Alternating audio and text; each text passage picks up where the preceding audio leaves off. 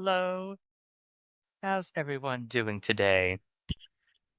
I want to thank you all for coming to our Keeping It Real session for March. I'm happy to have you join us. Unfortunately, it's just me today. We didn't have any guest stars from scholarships or any of the other offices today, but that's okay. We're here to Keeping It Real with you to tell you all things about financial aid, upcoming things that you definitely need to be made aware of, as well as having a general Q&A session for once we're done making those, sort of little announcements things going on. So think of some questions that you may have. Make sure they are general because we don't want to delve into any personal or private information that, regarding for your situation. But, those general questions, think of some because we're going to be doing that Q&A after we do our general announcements beforehand. So I want to thank you all for coming. As you can see on the webinar screen, I'm Dylan Russell. I'm an assistant director at Financial Aid. But let's get this show on the road. It's past the halfway point of the semester already, so spring is flying by, little too fast in my opinion, but that's okay. There are some things that you do need to be made aware of that are happening and will be happening in the future. Some of those are in regards to the summer financial aid appeal. That's already open. So if you think that you're not going to be doing so well at the end of this semester, or if situations occurred and you had to withdraw from the semester and you were previously on a warning or on a financial probation, the summer financial appeal form is open, so I do recommend submitting those as soon as you're able to, because now that they're open, they can process them. So that way, if you do plan on coming back in the summer, or even in another semester after the summer, like, fall or something, those financial appeals can be processed for those semesters way in advance. So if you're in those sort of situations, now's the prime time to get those financial appeals submitted. If you don't know where they are, that could be a general question for later. We can go ahead and show you where you can find them. So kind of keep those, things on your mind as we go along in regards to keeping it real. A little awkward without a co-host. That's okay. But yeah, so definitely keep an eye out for that. It is open at the moment, so if you go to our financial aid website and go to the Summer Financial Appeals, you're more than able to get it submitted. So if you are in those situations where you had to withdraw in the middle semester and you believe you're going to be placed on a financial suspension, now's your time to submit your appeals. You can definitely do that. If you were in a Module 1 semester, modules are kind of like mini semesters inside a larger semester. So typically there's like two little module semesters and besides a standard length semester. So if you're in a Spring 1 semester and not doing like a Spring 2 semester, and you have your grades from your Spring 1 mini module semester, you're able to submit a financial appeal based off that. Our Satisfactory Academic Progress program doesn't run until the end of the period, so we won't know your grade information until your professors post it to us at the end of the period. So if you already know your grades from that little mini module semester and you see that they may not be meeting Satisfactory Academic Progress requirements, that's another reason for you to go ahead and submit that financial appeal for the summer semester. Because even if you don't attend summer, we can move it forward to your next semester of attendance, whatever is more convenient for you depending on your sort of situation. So definitely something to kind of keep an eye out for. As a little refresher, if you do not know, satisfactory academic progress is essentially like an evaluation that financial offices have to do to see if you're meeting Department of Education requirements for federal and some state financial aid. Depending on your classification, whether you're undergraduate student or a graduate students, they differ a little bit, but some things are the same. For undergraduate students, it's typically a 2.0 GPA per semester and per institutional overall average. So that's one of the metrics for satisfactory academic progress. The other one is completion of hours. So essentially, you have to maintain a certain completion rate.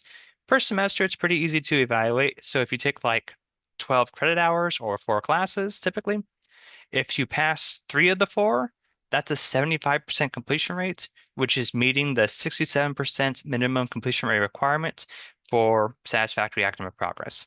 So it's per term, pretty easy to evaluate. The overall component of that is a little more complicated because it does factor in your transfer coursework as well as your institutional coursework combined. So you have to maintain both of those metrics. So essentially, we run that at the end of every single semester. But if you know your grades, you know your completion rate in advance, now's the time to submit it so that way you don't have to wait in that small period between the semesters to have your financial aid appeal processed. So that's just the first thing that I wanted to talk to you about. The next thing is in regards to scholarships. The scholarship portal is still open, so I do recommend completing that scholarship portal application if you haven't yet. The scholarship portal is going to be closing on June 1st, so that's about two-ish, a little over 2-ish months away. But it'll fly fast. I mean, it's already March, and honestly, it doesn't feel like it should be March at this point, which is kind of scary in my opinion. But yeah, scholarship portal is still open, so apply for that donor-funded scholarship. All students are able to apply for these scholarships, and they're located in your MyLeo account. So if you know how to access your MyLeo account, in the app section, there's a section called the donor-funded scholarship portal. So I do recommend applying for that, uh, so that way you can apply for those available scholarships. There are still some available. They did have a few rounds of awarding scholarships, so some of them are no longer there, but there are still plenty of scholarships available. So definitely apply, so that way you could be put in the name, put in the running for those type of scholarships that are available. It's important to note that these scholarships will be for the upcoming fall semester and upcoming spring semester. So it's not going to be for like the current period, unfortunately. So when you apply for the scholarships, it's going to be for the 2025-2026 period. So fall 25 and spring 26.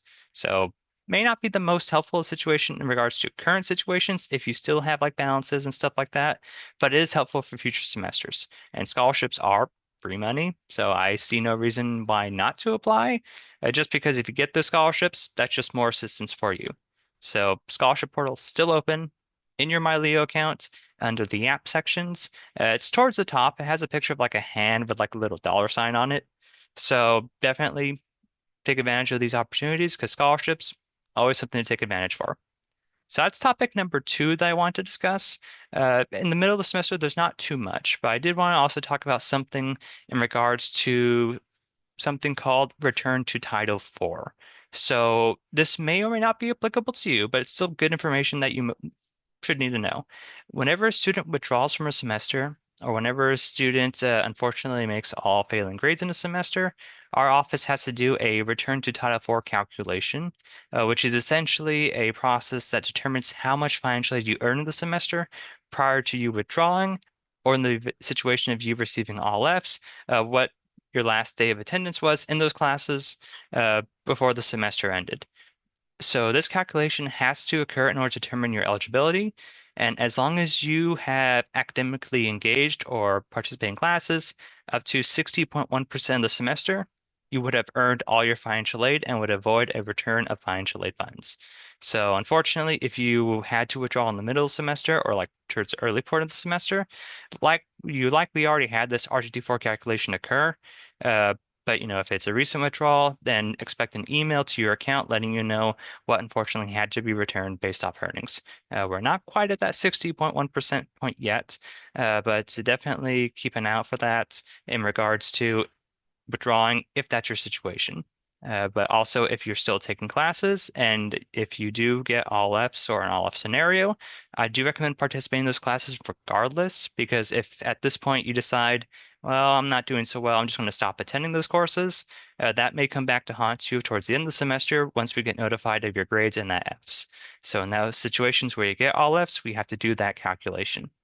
It's important to know that if you get all Fs in combination with dropped classes, that also counts. So just as a heads up, to definitely, you know, even though you may not be doing so well, if you're in that situation, still go to your classes because you would need to maintain those eligibility, those class participations in order to avoid that return to Title IV situation. So just that'll be another thing that I wanted to discuss with you about in regards to things that may be up and coming, may be experiencing at this point in time for the semester. Another thing that I would like to talk about is verification. So FAFSAs are being processed for the 2025-2026 period. So you may have already gotten a notification in regards to that. So once we have your FAFSA, we do the calculations to determine what eligibility you would be eligible for based off your FAFSA data, but you may be selected for something called verification. Verification is a random selection of students, so not everyone gets verification selections, but you might. And that's where our office has to verify certain information. It used to be like, tax documents and household size, but due to changes in the FAFSA, we don't have to verify those tax documents because all that's processed internally on the FAFSA, so we don't need to verify that anymore. based off the Fed regulations. But we still need to verify some things such as enrollment history, dependent size verification forms, independence verification forms, so like household size stuff. So if you see those requirements for the 2025-2026 semester, I do recommend doing them as soon as you can, because as long as we have those verification requirements completed, you won't have anything holding up your financial aid when we begin the awarding process or when we begin disbursements. So you want to make sure that your account is all cleared up so that way everything can process smoothly for that time. And it's kind of weird thinking about fall when it's still March, but fall will be here before we know it. So make sure that you keep an eye on your 2025, 2026 information just to see if you've been selected for verification and you need to submit extra documentation for us to process your FAFSAs. It's important to note that awarding for 2025 and 2026 will be occurring around the summer timeframe. The reason being is because we have to factor in what you're receiving for this aid year in order to offer aid for the next aid year. Some things such as federal Pell Grants or federal student loans have lifetime limits. So if you're currently in the middle of the aid year still receiving those type of funds, you have to wait until you're done receiving those funds in order to process aid for the next semester, just so that way we can actually award you financial aid and not award you over those limits if you happen to go into those situations of exceeding or reaching your aggregate or lifetime limits for those forms of financial aid. So it's going to be around the middle of summer, but if you have your FAFSAs, keep an eye on your accounts for those verifications so that way once we're done and once we're able to award you for the upcoming fall semesters, you'll be good on that end. So that's pretty much what I wanted to talk about in general, kind of keep it early. But one of the most beneficial parts of this is that, we like to keep it with you directly so we can ask questions. And I did see one in the Q&A. So let me go ahead and start pulling them up in regards to see what exactly is going on. Let's see here. I have not heard back from scholarships this year. Do you know when the next round of scholarships will be awarded? So that's actually a very good question. So it's a little difficult to fully answer that just because as of like last year, there was a slight separation between offices. So financial aid and scholarships are technically a little separate, but I can tell you some general things of what to keep an eye out for. Because I know that you're able to see if you've been selected for any scholarships for like the current cycle. So if you're talking about like applying for like hearing back from scholarships from this year, so like things that you applied for in the scholarship portal as of this year, you should be able to see in the donor funded scholarship portal. It should tell you the status if you've been selected or if you've not been selected. So if you don't see any updates from that on that side of things, it could still be that they're in the awarding process. I know they do cycle through some of the scholarships.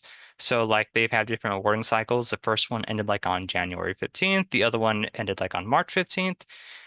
While the current last one is going to be ending on June 1st. So kind of depending on where or what scholarships you've been selected, it could be in any one of those cycles. But I do recommend contacting the scholarships office directly if you don't see anything updated on your scholarship portal section. But there should be information there. At least that's what they tell us. They did update to a new platform back when the separation occurred, so that information should be there. But unfortunately, I'm not 100% sure able to verify that just because it is technically a separate office at this point. But definitely check that because if it's similar to how it was previously, then that's where you'll be able to find that information.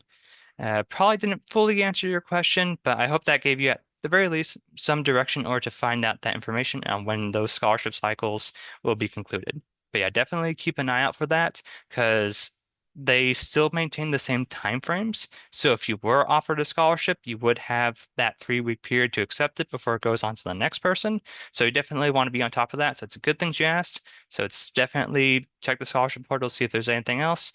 Like any notifications on you receiving anything or any next steps, because some scholarships do also require thank you letters and stuff like that. So you want to make sure they get those additional requirements completed. So definitely check your scholarship portal on your MyLeo side. And if you don't see anything updated, definitely can't hurt just to, send them an email or schedule an appointment with them just so that you can have a deeper dive onto your account. But very good question. Let's see here. Oh, yes, this is a very good question. How do you apply for financial aid for the summer semesters? So that is a very good question. So for the summer financial aid, it is based off of the current financial aid cycle. So this is currently the 2024-2025 financial aid cycle. So that's like fall 2024 to technically summer 2025. So you would just need to do the 2024-2025 FAFSA, and that puts you in the cycle for the summer financial aid. The caveat is that you need to be enrolled in summer classes in order for us to actually offer summer financial aid. So essentially, summer enrollment's kind of variable. So once you're done with the enrolling in summer and your schedule is set in stone, at that point we're able to actually package for summer. So summer is kind of interesting because it's those type of modules I was talking about a little earlier. So there's a summer 1 session and a summer 2 session.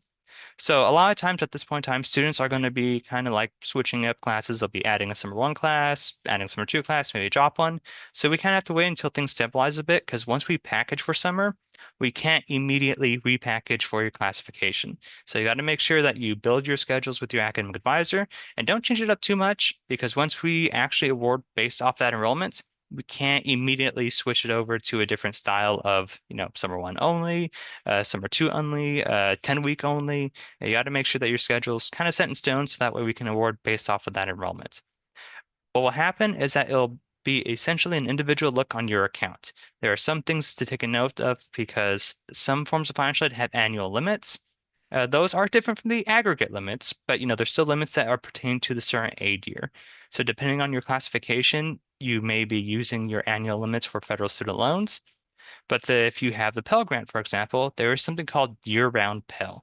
So if you're a full-time student in the fall semester and the spring semester, and you're enrolled in at least 6 credit hours in the summer period, so that could be 3 summer 1, 3 summer 2, or 6 summer 1 only, or 6 summer 2 only, or 6 10-week. It doesn't really matter. As long as you're enrolled at least 6 in summer, then we can offer you additional Pell for the summer period. But you have to be meeting that 6 credit hours past full time.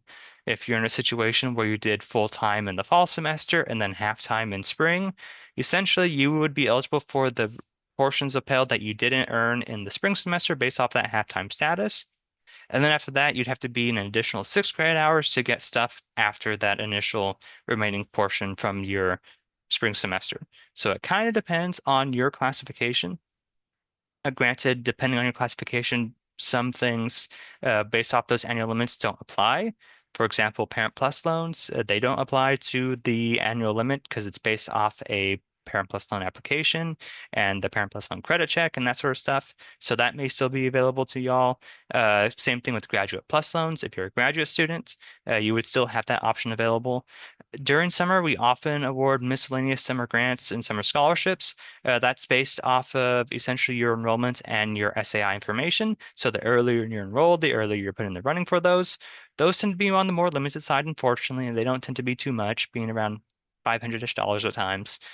So I wouldn't count on those type of things fully covering summer, but they may be able to help you in regards to those summer classes. And ultimately, if you see your summer financial aid after you're enrolled and you say, this isn't going to help me enough, you are more than able to, get out of summer in that instance without being penalized as long as the classes haven't started yet. So something just kind of keep an eye out for that. But yeah, you need to be enrolled in summer. You need to have a 2023-2024 FAFSA on file, and it would be dependent on your 23-2024 classification pretty much. Another thing. So it is dependent on classification. So if you're an undergraduate student and you're moving from like a freshman to a sophomore or a sophomore to like a junior and above classification, if you update your FAFSA for the 2023-2024 period after spring ends, you need to let us know because once we have your FAFSA, our system's not going to be looking for a new updated FAFSA. So you will need to let us know, but you can update your FAFSA to update your classification. And based off you moving from freshman to sophomore or sophomore to junior, you can get additional federal student loan eligibility. So that could be something as well. But that one will have to be based off your unique situation, depending on how many credit hours you completed after the end of the spring. So that'd be another means of in order to get, some additional forms of financial aid. But that is a very good question. Thank you. Thank you. Let's see here. Let's see, when will I know if I get financial aid for the summer for my MBA program? I already applied for FAFSA and did.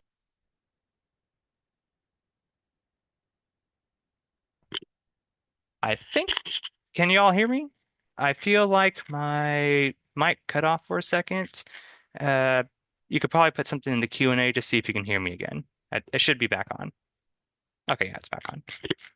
All right, yes. So yeah, it will depend based off your summer enrollment, and also depend if we have the 2023-2024 FAFSA on file. If you've done the 2025-2026 FAFSA, it's good that you did that, but that will be for the upcoming fall semester because it's 25-26, so that's fall 25 to technically summer 26. So I would make sure that you've done the correct FAFSA in regards to the period. If you're not sure, you could definitely schedule a point with us so we can have a personal look on your account to see what's going on. But yeah, it is tied on enrollment and it is tied on that FAFSA.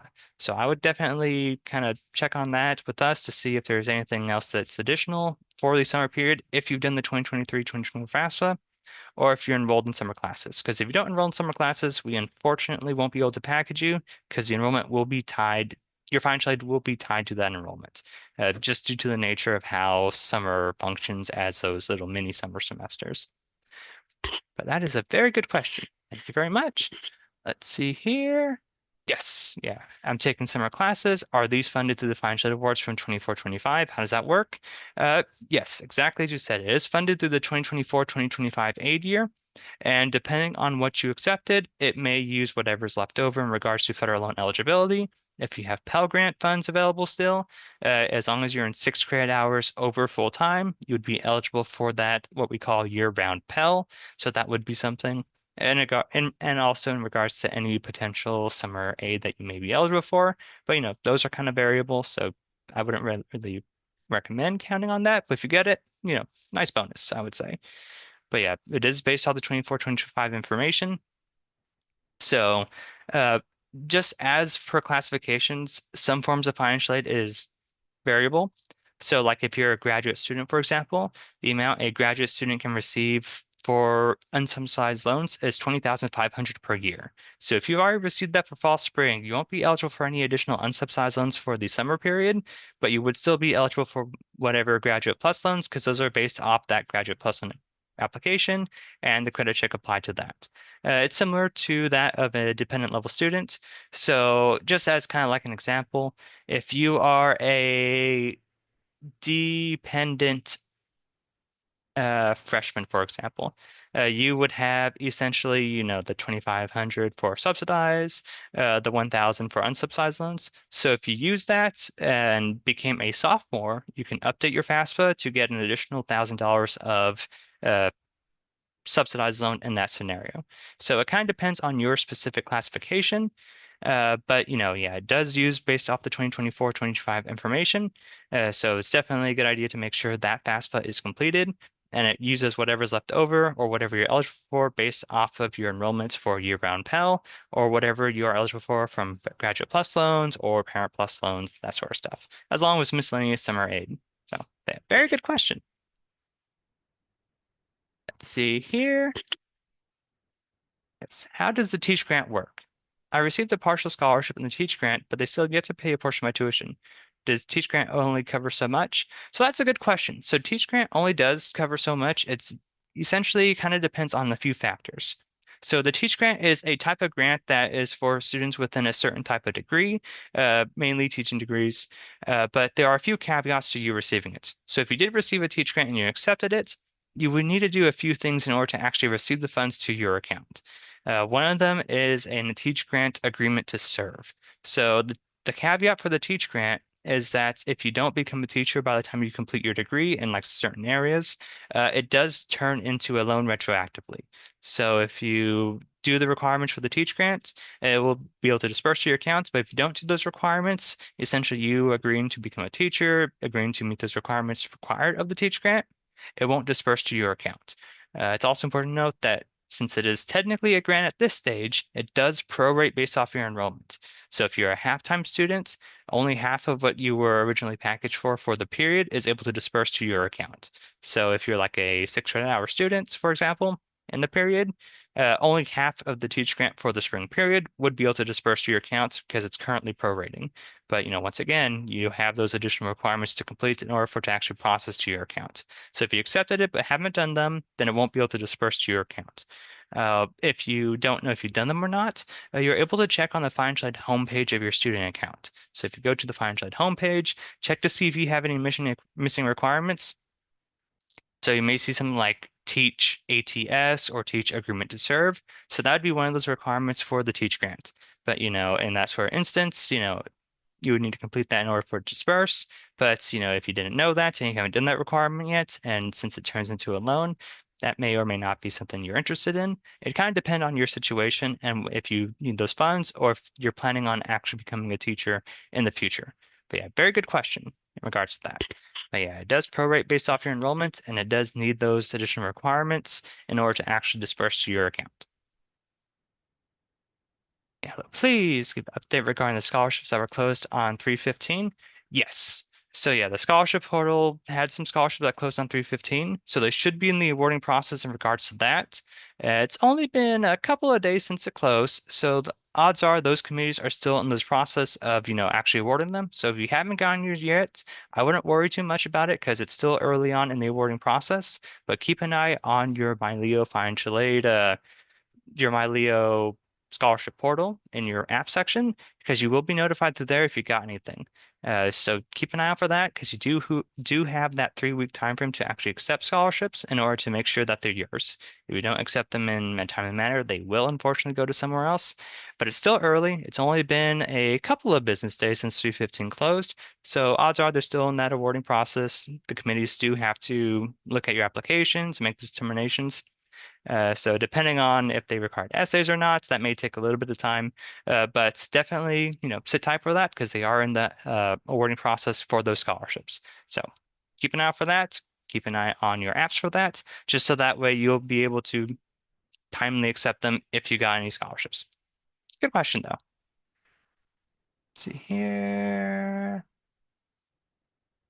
Let's see, try to trying to register for some classes. My advisor has to wait until I pass my current class, register for my internship this summer. Shouldn't impact too much. So that may be a little more on the more personal side because it does pertain directly to your enrollment. But I would say definitely keep tabs on your advisor so that way you can enroll as soon as you can, just so that way you won't miss out on any of those opportunities. But enrolling early as well as the information on your FAFSA are key deciding factors to financial aid. So some things will be kind of guaranteed based off your financial aid. So if you have leftover financial aid in terms of federal loans, or if you qualify for year-round Pell, if you're an undergraduate student, those things will definitely be guaranteed because that's just based off your base eligibility from the FAFSA. So you don't need to worry about that. For some of the other things, it may, but it depends on essentially how early we're going to be awarding for summer. So keep a heads up for that. But yeah, definitely work with your advisor to see if they can register for you as soon as you're able to, just so that way you can be there earlier for that awarding process. And another thing to note is that if you are able to be held up, unfortunately, due to the nature of your enrollment, definitely let us know because there are some things that we may be able to accommodate for in those sort of situations. Summer is very fast paced, so oftentimes we award for students.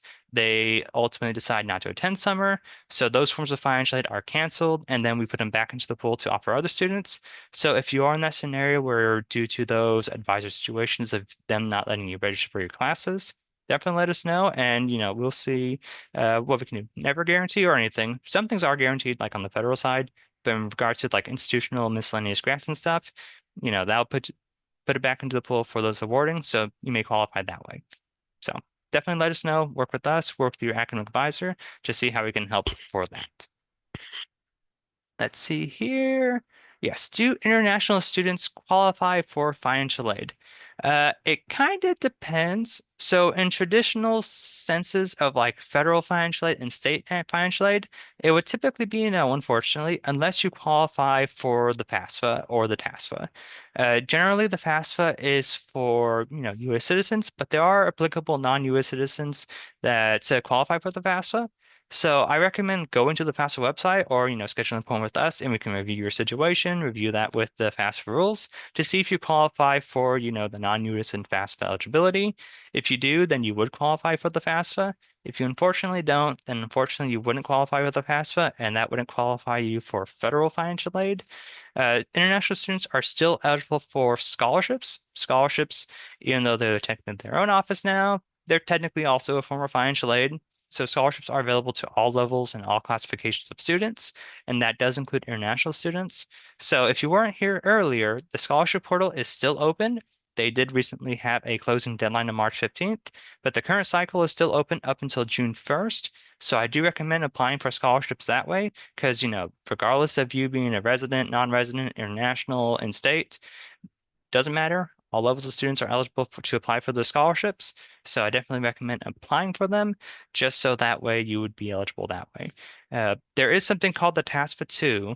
TASFA is for Texas residents who don't qualify for the FAFSA.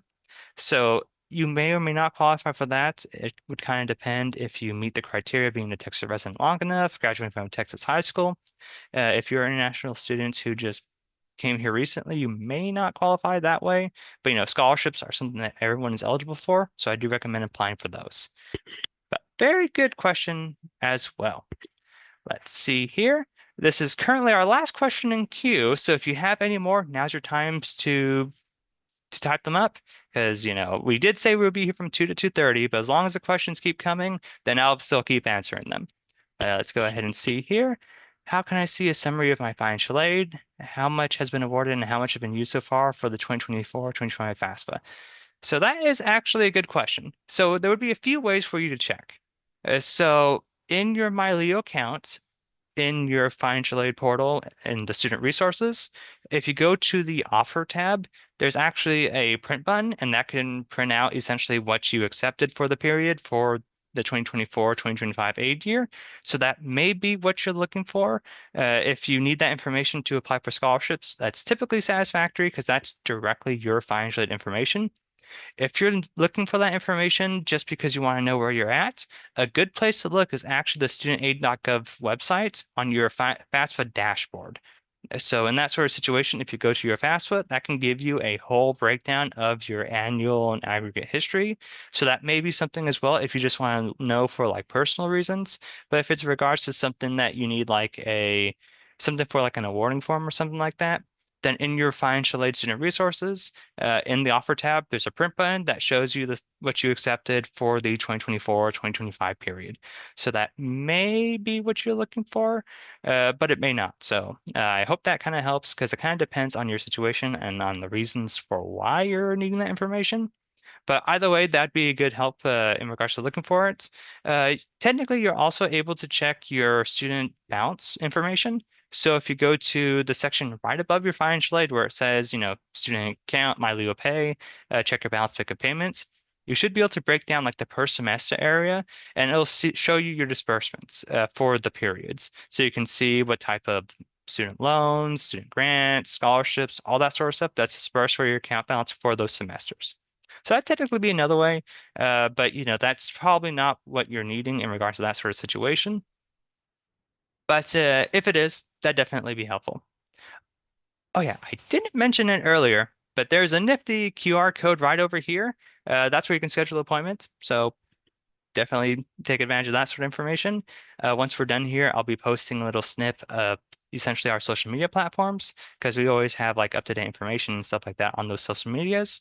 So once we're done here, I'm going to be posting that as well. So, if you're interested in following us, do that. There are some things that will be happening, something called like Money Days. That's something that we do typically before the start of like every single aid year, where we have like little goodies and stuff and maybe some scholarship opportunities or gifts for those who complete FAFSAs or done scholarship portal applications. So keep an eye on social media for that because we will be doing announcements for events like that. So definitely a good idea. Let's see here. Let's see, in the scholarship portal, it's written that 0 scholarships are in review. Let's see here. So that could mean a few things. So I don't have access to your application, unfortunately, due to the separation of financial aid and scholarships. So if it says that none are in review, I would check to see if you fully completed the application, just to make sure that, you fully submitted everything so that they can be reviewed. If it means that none are reviewed, then they should be making their decisions soon. unless it already tells you their decision. Because typically, if it says that they're in review, that means they're in reviewed, but then it should tell you what their decisions are as well. So if you don't see a decision yet, I would recommend contacting the scholarships office directly, just so that way you can see and have them review your account to say, oh, they're reviewed, you should be getting a decision shortly, or that sort of stuff. So definitely check on them for that in order to see. But yeah, if it says that the none are being reviewed, then they should be giving out their decision shortly for those. But yeah, let's see if there's any more questions.